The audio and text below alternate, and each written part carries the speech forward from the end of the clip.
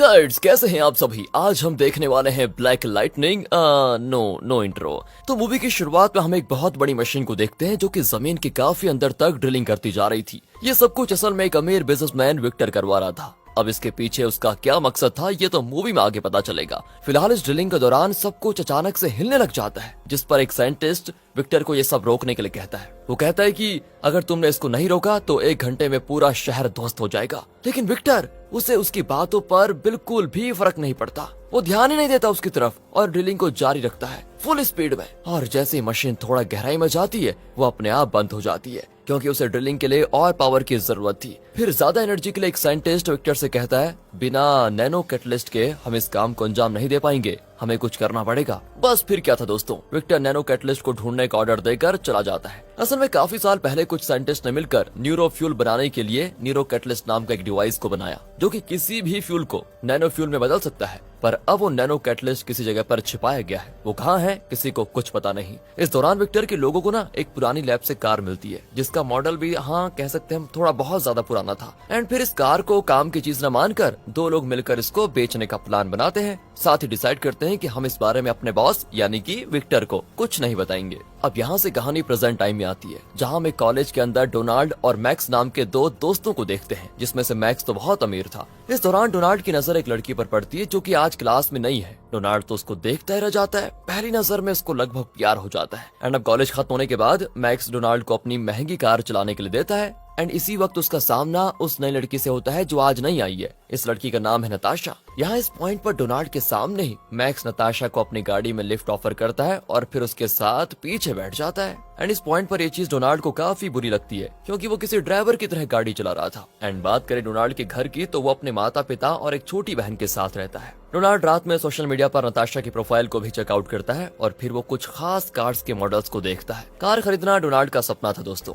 अब तो उसको नताशा के लिए कार चाहिए थी। तो अगली सुबह डोनाल्ड जब उठता है ना, तो सबसे पहले उसे उसकी छोटी बहन विश करती है, क्योंकि आज उसका बर्थडे था। बर्थडे गिफ्ट के तौर पर डोनाल्ड के पिता उसको एक पुरानी मॉडल की कार गिफ्ट करते हैं। एंड ये वही कार थी जो हमने शुरुआत में देखी थी। आपने देखी थी ना? ठीक है, जाहिर है कि उन लोगों से डोनाल्ड के पिता ने खरीद ली होगी वो कार। पर इस कार से ना दोस्तों डोनाल्ड खास खुश नहीं था, क्योंकि उसको चाहिए थी नई कार। हालांकि वो अपने मॉम डैड से इस बारे में कुछ नहीं कहता और उनको बुरा ना लगे इसलिए कार में कॉलेज के लिए निकल जाता है। पर बस स्टॉप पर वो अपनी कार को खड़ी करके बस से कॉलेज जाने का मन बनाता है, क्योंकि उसे अच्छे से पता होता है कि अगर वो इस कार को लेकर कॉलेज गया तो वहाँ पर उसका मजाक बनना पक्का है। लेकिन यहाँ पर भी होता यह है कि एक बुजुर्ग आदमी को बस में चढ़ाने के चक्कर में डोनाल्ड की बस मिस हो जाती है, जिस कारण वो लेट हो जाता है। अब डोनाल्ड के कॉलेज में मशहूर बिजनेसमैन विक्टर आता है लेक्चर देने के लिए, जहाँ पर डोनाल्ड थोड़ा लेट पहुँचता है। डोनाल्ड विक्टर को बताता है कि सर, एक आदमी की मदद करने के चक्कर में ही मैं लेट हो गया, प्लीज इस बार माफ कर दीजिए। जिसके जवाब में विक्टर सारी क्लास से पूछता है कि अगर मैं ये कहूँ कि तुम्हें बिना किसी की मदद किए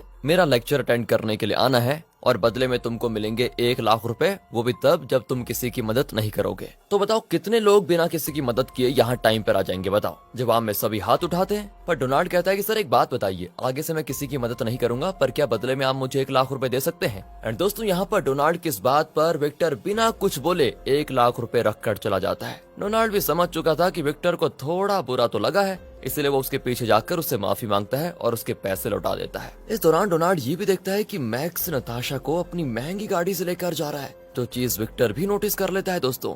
एंड वो डोनाल्ड से कहता है कि इन पैसों से तुम अच्छी गाड़ी खरीद कर उस लड़की को इम्प्रेस कर सकते हो, लेकिन तुम्हें एक बात बताऊं, मैंने सब कुछ 0 से शुरू किया था। इतना कहकर दोस्तों विक्टर उन पैसों को डोनाल्ड से वापस ले लेता है। साथ ही जाने से पहले वो डोनाल्ड के पूछने पर बताता है कि मैंने फूलों को बेचकर पैसे कमाने की शुरुआत की थी, याद रखना इस बात को। बस फिर क्या था, डोनाल्ड विक्टर की एटीट्यूड से इम्प्रेस होकर उसको अपना रोल मॉडल बनाने लग जाता है। तो वो भी अपनी कार में फूलों को भर लेता है ताकि उनका सही समय पर अलग अलग जगह पर डिलीवरी हो पाए और पढ़ाई के साथ साथ वो कुछ एक्स्ट्रा पैसे भी कमा पाए। अब वो सोचता है कि अगर मैं इस तरह पैसे कमाऊंगा तो आगे चलकर एक बढ़िया कार भी ले लूंगा। अरे हाँ दोस्तों, मैं आपको बताना भूल गया था कि जब डोनाल्ड पहली बार इस कार में बैठा ना, तो उसे वहाँ पर 3 साइंटिस्ट की फोटो और एक पुराना रिकॉर्ड भी मिला था, जिन्हें उसने उस समय नजरअंदाज करके वापस रख दिया था। खैर आगे हम डोनाल्ड को उसकी कार की मदद से जगह जगह फूलों की डिलीवरी करते हुए देखते हैं, मगर कहाँ यार, इससे कहाँ ज्यादा पैसे मिलेंगे, वो कुछ ज्यादा नहीं कमा पाता। एक तो रोड पर ट्रैफिक जाम भी होता है, तो उस वजह से डिलीवरी भी जल्दी नहीं हो पाती और मतलब बहुत सारी प्रॉब्लम फेस करनी पड़ती है। उधर विक्टर को पता चल जाता है कि जिस पुरानी लैब में उसके लोग नैनो कैटलिस्ट ढूंढ रहे थे,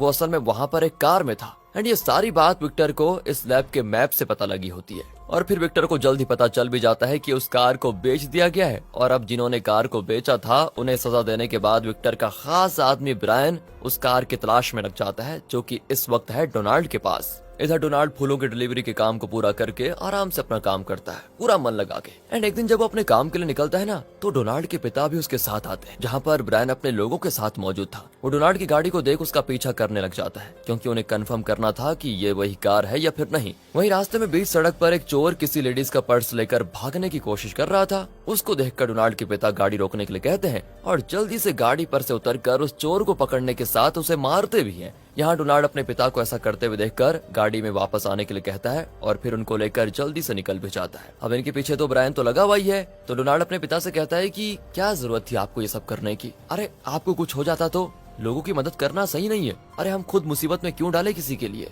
आजकल इससे कोई फायदा नहीं होता पापा। अब अपने बेटे की ये बातें सुनकर डोनाल्ड के डैड को काफी बुरा लगता है कि कैसी हो गई है इसकी सोच, और वो गाड़ी रुकवाकर बीच में ही उतर जाता है। अभी भी दोस्तों ब्रायन डोनाल्ड की कार का पीछा कर रहा होता है और डोनाल्ड को भी एहसास हो जाता है कि कोई उसका पीछा कर रहा है। डोनाल्ड को तो ये लगता है कि कहीं ये उस चोर के गैंग वाले तो नहीं जिनसे अभी पापा लड़े थे। उनसे डोनाल्ड दोस्तों सीधे भागने लग जाता है। बस फिर क्या था, अनजाने में डोनाल्ड कार के एक अनजान बटन को दबा देता है, जिससे उसकी कार सीधे हवा में उड़ जाती है। इस बात से तो वो काफी ज्यादा हैरान भी और डर भी जाता है। उसकी गाड़ी किसी जेट प्लेन की तरह हवा में उड़ रही होती है। ये चीज नीचे से ब्रायन के लोग भी देखते हैं और वो भी, और इस चीज का फायदा उठाकर डोनाल्ड एक बिल्डिंग क्रैश लैंडिंग पर गिरता है। नीचे ब्रायन तो उसको ढूंढता रह जाता है और उधर डोनाल्ड उसकी इस कार की खूबी को देखकर हवाई टाइट हो जाती है। वो भी जल्दी से उस कार को अनजान बिल्डिंग में छोड़कर वहां से भाग जाता है। अब ब्रायन भी जो ये कार के साथ हुआ है ना, मतलब ये हवा में उड़ी है, इस बात की खबर जब विक्टर को देता है तो विक्टर कहता है कि उन साइंटिस्ट ने नैनो कैटलिस्ट से उड़ने वाली कार बना दी, इससे अच्छा इस्तेमाल तो मैं उसका करूंगा, जल्दी उस कार को ढूंढो और मेरे पास लेकर आ जाओ।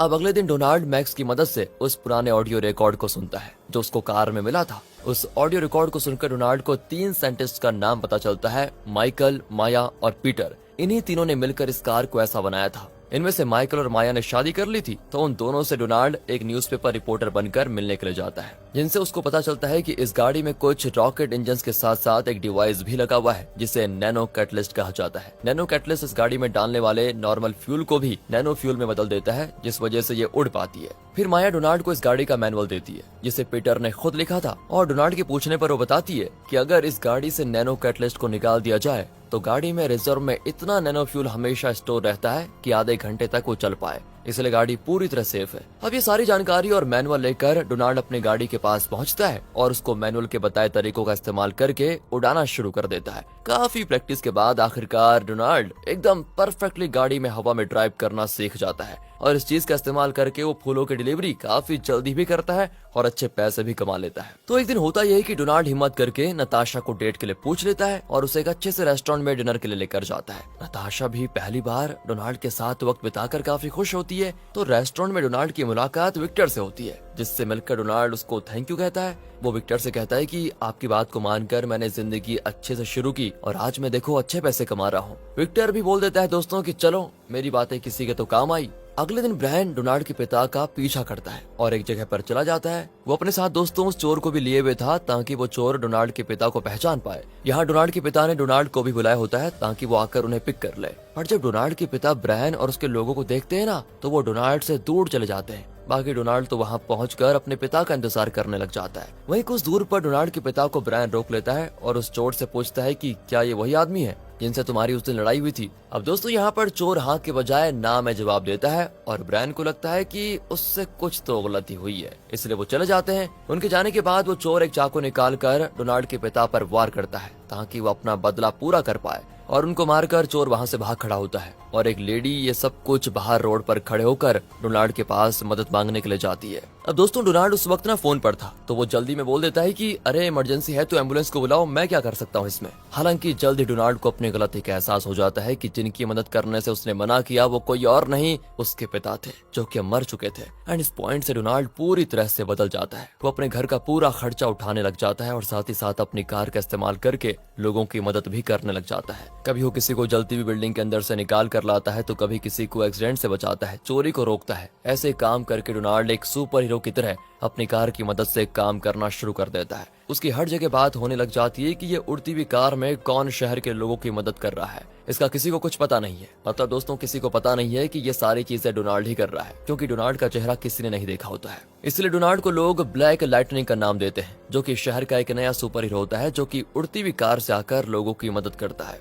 अब ये बात जल्दी विक्टर तक भी पहुंच जाती है और अब वो भी ब्लैक लाइटनिंग के पीछे पड़ जाता है। दूसरी ओर नताशा को अब मैक्स डेट कर रहा है, लेकिन डोनाल्ड और वो आज भी एक दूसरे को चाहते हैं। वो तो डोनाल्ड की जिम्मेदारियां हैं जो उसे नताशा से दूर कर रही है। एंड इसी बीच ब्लैक लाइटनिंग के बारे में जब मारिया और माइकल को पता चलता है, तो वो दोनों तो समझ जाते हैं कि ये ब्लैक लाइटनिंग कोई और नहीं बल्कि वही लड़का है जो उनका इंटरव्यू लेने के लिए आया था। अब विक्टर को भी जब पता चलता है कि मारिया, माइकल और पीटर ने नैनो कैटलिस्ट को बनाया था, तो वो तीनों ही साइंटिस्ट को अपने टावर में बुलाता है जहां वो एक्सपेरिमेंट्स करता है। विक्टर तीनों से कहता है कि ब्लैक लाइटनिंग कोशिश तो कर रहा है, लेकिन बढ़ते हुए क्राइम को रोकने के लिए वो काफी नहीं है। इसलिए मैं चाहता हूं कि आप लोग एक ऐसी कार को उड़ने लायक बनाइए जिसमें हथियार भी लगे हो। आप पहले नैनो फ्यूल का इस्तेमाल करके एक प्रोटोटाइप मॉडल बनाओ जिसे आगे टेस्ट किया जाएगा, तभी हम क्राइम को रोक पाएंगे। जब ऐसी कार्ड्स हमारी पुलिस के पास होंगी तो देखो कोई क्राइम नहीं करेगा। बस फिर क्या था दोस्तों, तीनों को विक्टर के इरादे बहुत बढ़िया लगते हैं, क्योंकि वो तो ऐसा बता रहा है कि वो लोगों की हेल्प करेगा। एंड उसकी इसी सोच के कारण ये तीनों मान जाते हैं। यहाँ तीनों के बीच की बात से एक चीज और पता लगती है कि माइकल ने मारिया के लिए पीटर को निकलवा दिया, जिस चीज से ये एक्सपेरिमेंट बीच में बंद हो गया। पर अब उसे अपनी गलती का एहसास हो चुका है, इसलिए वो पीटर से माफी भी मांगता है। मतलब यहाँ पीटर भी मारिया को चाहने लगा था दोस्तों, तो सिर्फ मारिया को पाने के लिए माइकल ने एक्सपेरिमेंट को बंद करवा दिया। और ये सारी चीजें वैसे पहले हुई थी। बाकी डोनाल्ड की बात करें तो उसे मैक्स अनजाने में नताशा के घर तक अपनी ओर से फूल पहुंचाने के लिए कह देता है, जिसे डिलीवर करने के लिए डोनाल्ड जाता है। तो नताशा उसको देखकर काफी खुश होती है। डोनाल्ड भी नताशा से मिलकर उसको न्यू ईयर पार्टी में अपने घर डिनर के लिए इनवाइट भी करता है। यहाँ पर इनके बीच ब्लैक लाइटनिंग को लेकर भी बात होती है। नताशा कहती है कि ब्लैक लाइटनिंग के साथ जरूर कुछ बुरा हुआ होगा, तभी वो लोगों की मदद करता है, अकेला रहता है। कभी अगर मेरी उससे मुलाकात हुई ना, तो मैं उसको जरूर बताऊंगी कि मैं तुम्हारी लाइफ पार्टनर बनना चाहती हूँ। कम से कम कोई तो हो जो उसके साथ अकेलापन उसका दूर कर पाए। एंड दोस्तों नताशा की ये सारी बातें ब्लैक लाइटनिंग के लिए सुनकर डोनाल्ड को काफी अच्छा लगता है, पर वो उसको बता नहीं पाता कि ब्लैक लाइटनिंग वो ही है। अब जब डोनाल्ड जाने वाला होता है, तभी वो देखता है कि नताशा के ऊपर काफी बड़ी बर्फ गिरने वाली है। एंड उस बर्फ को हवा में ही अपनी गाड़ी से तोड़कर डोनाल्ड जल्दी से निकल जाता है। अब इस दौरान उसकी कार से कुछ फूल नताशा पर गिर जाते हैं, जिन्हें जब वो उठाकर देखती है तो उसमें मैक्स का नाम लिखा था। बस फिर क्या था, इस पॉइंट से पागल नताशा मैक्स को ब्लैक लाइटनिंग समझकर उसे जाकर प्रपोज कर देती है। अब लड़की खुद मिल रही है, तो मैक्स भी उसकी गलतफहमी दूर नहीं करता और उससे कहता है कि हाँ मैं ही ब्लैक लाइटनिंग हूँ। साथ ही ये भी कहता है कि ये बात तुम किसी से मत बताना। उधर नताशा के बारे में डोनाल्ड अपनी माँ से शेयर करता है, तो वो डोनाल्ड के लिए काफी खुश होती है कि चलो इसको लड़की तो पसंद आई कोई। और वो डोनाल्ड को नताशा को देने के लिए एक लॉकेट देती है, जो कि उन्हें डोनाल्ड के पिता ने दिया था। इसी बीच माइकल ब्रायन और विक्टर की बात सुन लेता है, जिसमें विक्टर ये कह रहा है कि उसे नैनो कैटलिस्ट चाहिए। असल में दोस्तों तीनों साइंटिस्ट ने ना नैनो कैटलिस्ट बनाने से दोबारा इनकार कर दिया था, इसीलिए विक्टर ने नैनो फ्यूल वाली गाड़ी उनको डिजाइन करने को कहा और ये भी कहा कि इससे मैं शहर की रक्षा करूंगा,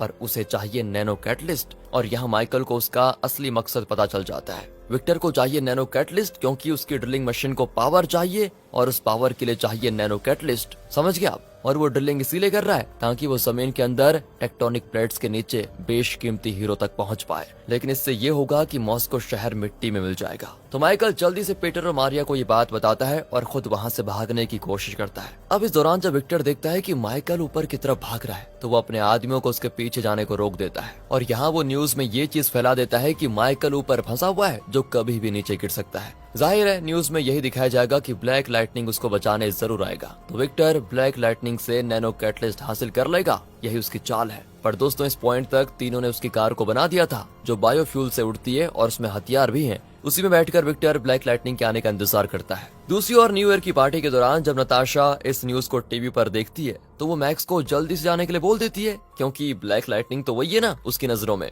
बेचारा मैक्स क्या ही करता, वो चुपचाप जाकर टॉयलेट में बैठ जाता है ताकि जब सब कुछ सही हो जाए तब वो बाहर निकले। इस पार्टी में डोनाल्ड भी नताशा से मिलने आता है। उसे अपने घर चलने के लिए वो कहता है, पर यहाँ नताशा उससे कहती है कि मैं ब्लैक लाइटनिंग के साथ हूँ, वो कोई और नहीं, तुम्हें पता है वो मैक्स है। हम यहीं पर बैठे हुए थे और अभी वो साइंटिस्ट को बचाने के लिए गया हुआ है। टीवी की तरफ देखते हुए यहाँ डोनाल्ड उदास मन से कहता है कि मैक्स ब्लैक लाइटनिंग नहीं है, पर हाँ ब्लैक लाइटनिंग यहाँ बैठकर किसी को मरते हुए नहीं देख सकता। इतना कहने के बाद डोनाल्ड भी चला जाता है। उसने नताशा के पास वही लॉकेट छोड़ दिया था जो कि उसे उसकी माँ ने दिया था। अगले ही पल न्यूज में सभी देखते हैं कि ब्लैक लाइटनिंग उस साइंटिस्ट को बचाने के लिए पहुंच गया है और ये चीज देखकर मैक्स भी बाहर निकल जाता है। पर अब शायद देर हो चुकी थी, क्योंकि नताशा को एहसास हो चुका था कि वो ब्लैक लाइटनिंग से नहीं बल्कि डोनाल्ड को प्यार करती है और इस कारण वो मैक्स को मना कर देती है और उससे कहती है कि मैं डोनाल्ड से प्यार करती हूँ। इधर डोनाल्ड जब उस साइंटिस्ट को बचाने जाता है तो वहाँ पर विक्टर अपनी कार से उस पर हमला कर देता है और इस वार के लिए डोनाल्ड तैयार नहीं था, इसलिए वो संभल नहीं पाता और मौका देखकर विक्टर उसकी कार से नैनो कैटलिस्ट हासिल कर लेता है। बाकी डोनाल्ड अपनी कार सहित पानी में डूब जाता है, जहां उसे नताशा का फोन आता है जो कि उसे कहती है